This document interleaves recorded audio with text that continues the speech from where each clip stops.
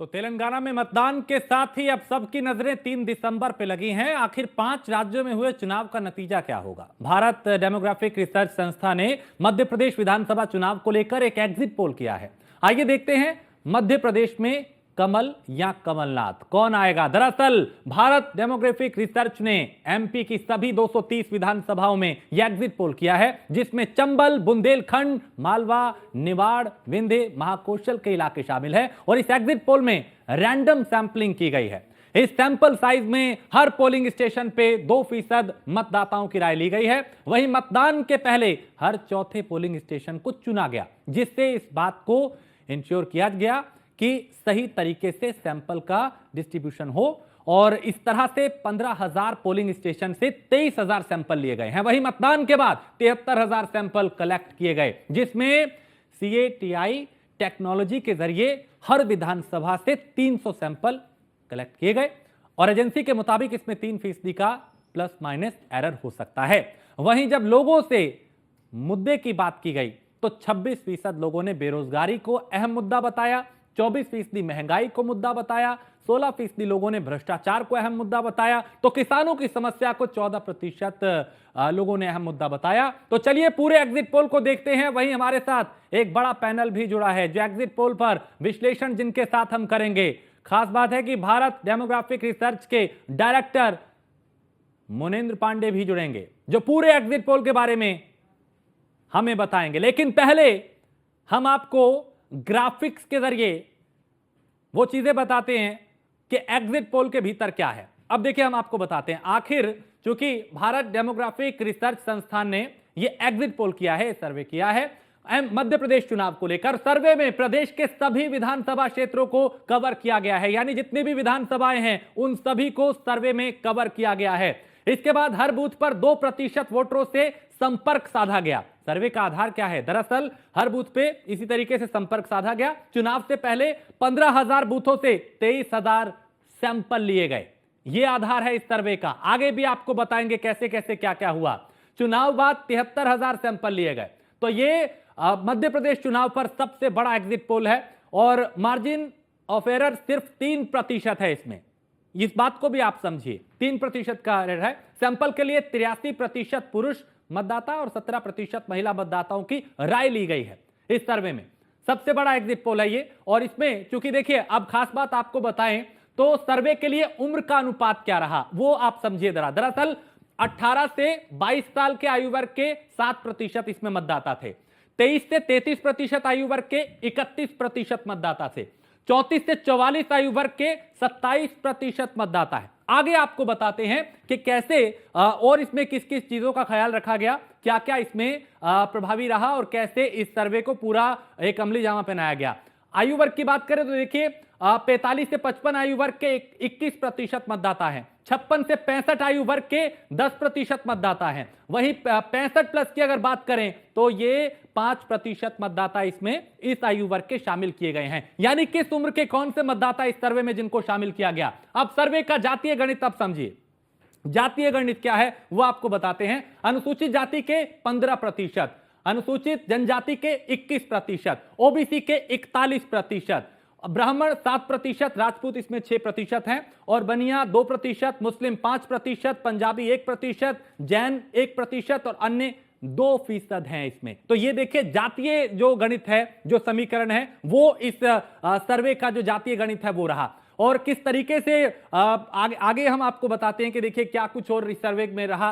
तो देखिए अनुसूचित जाति के 15%, अनुसूचित जनजाति के 21%, ये हमने आपको अभी बताया कि जातीय गणित क्या है।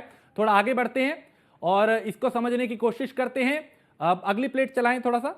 तो देखिए बतौर मुख्यमंत्री शिवराज सिंह चौहान की अगर बात करें तो पूर्ण रूप से संतुष्ट 45% लोग हैं। जो संतुष्ट हैं वो 45% हैं और पूर्ण रूप से असंतुष्ट 34% है। यानी जो नाखुश है वो 34% है, अन्य 21% है। थोड़ा सा रोकें। तो देखिए ये बतौर मुख्यमंत्री जो शिवराज सिंह चौहान हैं उनके बारे में हम बता रहे हैं। उनको लेके लोगों का कितना प्रतिशत लोग उनसे संतुष्ट है और कितना असंतुष्ट। तो जो संतुष्ट है वो 45%। अब बात अगर करें कि सीएम के रूप में लोकप्रियता का मीटर जो है वो क्या कहता है, इसको समझिए। दोनों 7% है, दोनों में कोई नहीं 9% है, और कह नहीं सकते ऐसे 8% लोग हैं। यानी दोनों की बात करें तो यानी एक तरफ कमलनाथ है 35% और शिवराज सिंह चौहान है 42%। देखिए मामला बहुत करीबी यहां पे दिखाई देता है इसको लेकर। और अगर बात करें सीएम के रूप में लोकप्रियता का मीटर ये कहता है 42% शिवराज सिंह चौहान और 35 कमलनाथ। अब शिवराज सिंह चौहान 42%, इसी बात का जिक्र हमने किया था, 42% लोगों की पसंद शिवराज सिंह चौहान है, 30% कमलनाथ का भी जो अगर बात करें तो वो 30% है। अब चूंकि प्रभा भी मेरी सहयोगी यहां पे मौजूद हैं और आगे कुछ जानकारी इसी सर्वे से जुड़ी हुई प्रभा देंगी, चूंकि एक वरिष्ठ पैनल भी हमारे साथ है। प्रभा। तो चलिए देखिए, जिस तरीके से राजेश ने पूरे एमपी एग्जिट पोल का जिक्र किया उसका हम पूरा विश्लेषण भी करेंगे। हमारे साथ पूरा एग्जिट मेहमान हमारे साथ मौजूद है, जिन तरफ से एग्जिट पोल भी किया गया। मनिंदर पांडे जी हमारे साथ है। मनिंदर पांडे जी, बहुत बहुत स्वागत न्यूज़ वन इंडिया पर आपका। जिस तरीके से पूरा हमने एमपी का ये एग्जिट पोल देखा, किस तरीके से आपने ये एग्जिट पोल देखा और क्या क्या चीजें आपने पूरे ग्राउंड जीरो पर देखी जिसके बाद ये एग्जिट पोल अब सामने निकल कर आया? मनिंदर पांडे जी। जी धन्यवाद आपका। मैं आपको बताऊं, ये सर्वे हम लोग पिछले मध्य प्रदेश में 1 साल से समय समय पर कई सर्वे करते आए हैं, जिसमें हमने आपको बताया कि 2,30,000 लोगों का ऑन फील्ड जाकर सर्वे किया गया है, इंटरव्यू 1 to 1 जो डोर स्टेप पे जाके। उसके बाद एग्जिट पोल के लिए 73,000 लोगों का सैंपल लिया गया है चुनाव के बाद। तो इस हिसाब से देखा जाए तो ये काफी बड़ा सर्वे है, जिसमें हमने सभी विधानसभा क्षेत्रों को, सभी तरह के जाति समुदाय के लोगों का ओपिनियन लिया है, जिसमें महिलाओं का ओपिनियन जो कि गांव में थोड़ा कम मिलता है, बट उसको उनके जनसंख्या के हिसाब से प्रोपोर्शनेट करके और फाइनल फिगर पे हम लोग पहुंचे हैं। जी मरेंद्र जी, क्या कुछ सामने अब आ रहा है एग्जिट पोल से? किसकी सरकार मध्य प्रदेश में बनेगी एग्जिट पोल के आधार पर? अगर एग्जिट पोल के जो नतीजे हैं वो अगर नतीजों में आगे बदल जाते हैं, 3 तारीख का सबको इंतजार है, क्या कुछ देखने को, पूरा माहौल देखने को मिल रहा है? देखिए, जिस तरह से मध्य प्रदेश के चुनाव को लेकर के मीडिया रिपोर्टिंग और सारी चीजें होती आई हैं, इसमें मेरा आकलन थोड़ा सा अलग है, क्योंकि जनवरी के टाइम में जब हम लोग ये सर्वे इनिशियली करा रहे थे तब एक पर्टिकुलर सेगमेंट में बदलाव की बात थी, और जो भारतीय जनता पार्टी के खुद के कार्यकर्ता थे उनमें भी एक बदलाव की बात थी जहां तक लीडरशिप को लेकर के। बट जैसे जैसे ये चुनाव आगे आता गया है और जब से अगस्त या सितंबर में लाडली बहना योजना आई है, उसका जो एग्जीक्यूशन ग्राउंड लेवल पे और जितने लार्ज स्केल पे हुआ है, तो इनिशियली तो हम लोग नहीं मान रहे थे, लेकिन ये जो एग्जिट पोल में हमारे पास डेटा आया उसमें हम ये मानते हैं कि भारतीय जनता पार्टी वहां पे सरकार बना सकती है। जी मैडम आइए ना जी, ठीक है। मुनेंद्र जी, फिर से आपके पास मैं लौटूंगी। कांग्रेस के प्रवक्ता हमारे साथ है चंद्रमोहन शर्मा जी। चंद्रमोहन शर्मा जी, आपके पास एग्जिट पोल ये कह रहा है फिलहाल अभी तो कि मध्य प्रदेश में जो बीजेपी का पलड़ा है वो भारी है। अगर यही नतीजों में तब्दील होते हैं तो क्या लगता है कहां पर चूक हुई कांग्रेस से? देखिए, एग्जिट पोल का जो भी नतीजा है वो सामने लोगों का है। किसी चैनल में किसी को दिखाया जा रहा है, किसी को कुछ दिखाया जा रहा है। वहीं एबीपी ले लीजिए तो वहाँ कांग्रेस को बढ़त दिखाई जा रही है, लेकिन बहुत जल्द ये डिसीजन रिजल्ट के रूप के अंदर सामने आएंगे। और मध्य प्रदेश की जनता भाजपा को चुने क्यों, सबसे बड़ा प्रश्न इसी पे उन्होंने वोट दिया। और चुने क्यों, वो परिवर्तन की तरफ अग्रसर हुआ, क्योंकि मुख्यमंत्री के 18 साल की जो कार्य प्रणाली से अगर मध्य प्रदेश के अंदर किसी भी तरह के कोई विकास की गाथा लिखी गई होती तो देश के प्रधानमंत्री मध्य प्रदेश में जाकर चीफ मिनिस्टर का नाम लेने से कतराते नहीं, उनके नाम को लेके आगे करते। इतने चतुर वक्ता और इतने मैनेजमेंट को कैश करने वाले प्रधानमंत्री हैं, इतनी कुशलता है उनके अंदर। लेकिन कहीं अगर उन्होंने उनसे दरकिनार किया और उनकी अनदेखी करी तो ये स्वाभाविक था कि मध्य प्रदेश की जनता के समझ में आया कि जो 18 साल में जो मामा के पास सत्ता रही, ठीक है, उसने मध्य प्रदेश का उद्धार नहीं करा और वो पूरी तरह से ठीक है। रोहित जी, फिर से आपके पास लौटूंगी। रोहित जी हमारे साथ है, बीजेपी से प्रवक्ता है। रोहित जी, इस पूरे एग्जिट पोल को लेकर पहली प्रतिक्रिया आपकी। वंदे मातरम। पहले प्रभा जी, मेरा नाम भी ठीक करा लीजिए और मेरे नाम के नीचे नेता भारतीय जनता पार्टी कर दीजिए। जी और ठीक है, प्रवक्ता माफी आप चाहते हैं ऐसे जी। करें और नाम भी मेरा ठीक कराइए। जी, दूसरी बात देखिए, जो एग्जिट पोल आ रहे हैं, मैं आपको बताऊं, इससे ज्यादा बेहतर जब जिस दिन काउंटिंग होगी जो परिणाम आएंगे, इससे बेहतर परिणाम आएंगे। और इसमें कोई दो राय नहीं है कि भारतीय जनता पार्टी सरकार बनाने जा रही है मध्य प्रदेश में भी। और जैसा अभी हमारे कांग्रेस के प्रवक्ता मित्र ने कहा कि 18 साल मुख्यमंत्री रहे और ये काम से शायद व्यक्तिगत रूप से नाखुश हैं। जिस व्यक्ति के काम से लोग नाखुश होते हैं वो 18 साल मुख्यमंत्री नहीं रह पाते।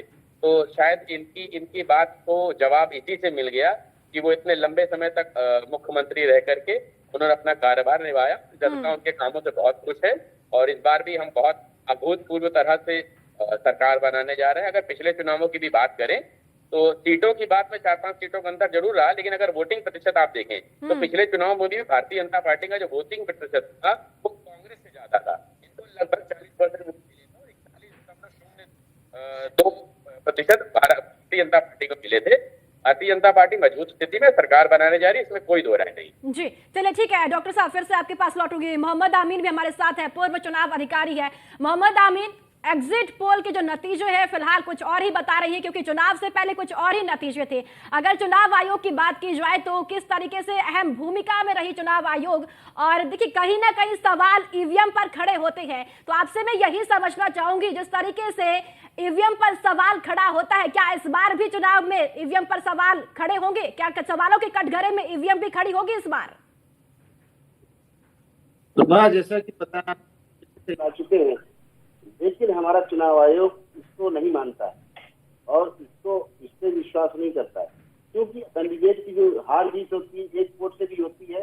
उसका मैं एग्जाम्पल देना चाहूंगा कि राजस्थान में सतीश जोशी जो केंद्र में बाद मंत्री बने, एक वोट से हार गए थे, जो कि पूजा में उनकी पत्नी चली गई थी। तो एक वोट की हार से वो राजस्थान के मुख्यमंत्री भी बने, केंद्र में कांग्रेस गवर्नमेंट मंत्री बने। इस बात को भी देखा जाता है।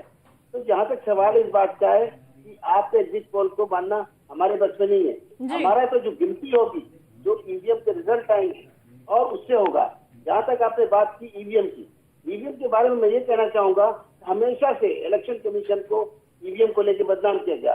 पहले तो ये कहा गया कि इन ईवीएम में हम वोट कहाँ डालते हैं हमें नहीं पता है। उसके लिए हम लोगों ने वीवीपैट का आविष्कार किया और उसके बाद इलेक्शन कमीशन ने वीवीपैट लगाया। कितने बच्चे कितने मिनट पर किसको वोट डाला इसके लिए तक पर्ची आती है।